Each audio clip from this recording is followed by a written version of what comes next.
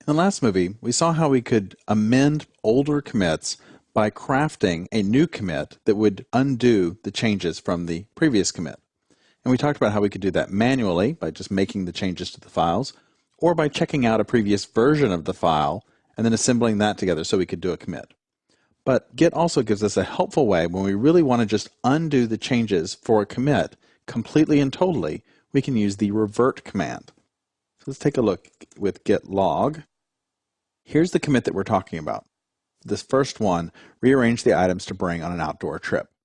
What the revert command will do is it'll take all of the changes that were there and it will flip them around. It'll do the exact opposite of those changes. So anything that was added will be deleted, anything that was deleted will be added back in again, and anything that was modified will be changed back to its previous state.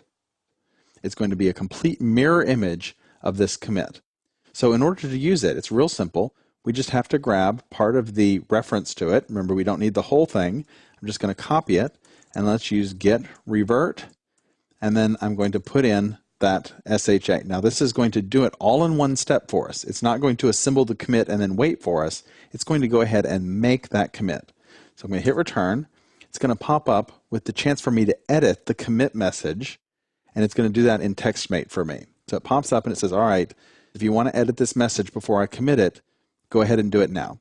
Now I'm happy with the default that it gives me.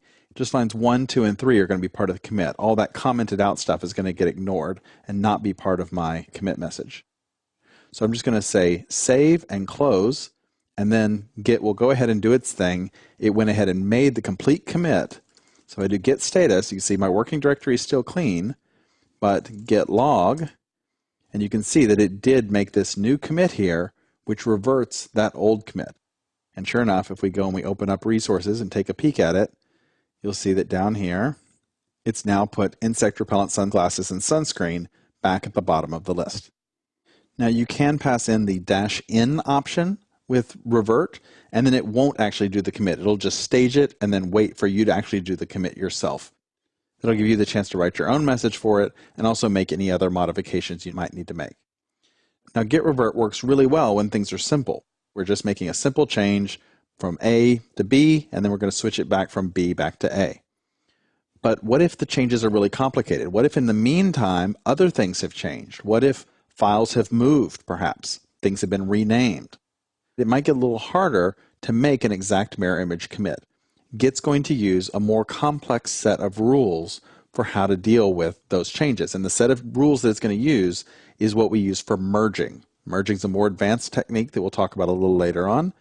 But if you need to revert something complex, you're essentially going to find yourself doing a merge between the current branch and the new set of changes that you're trying to merge into it.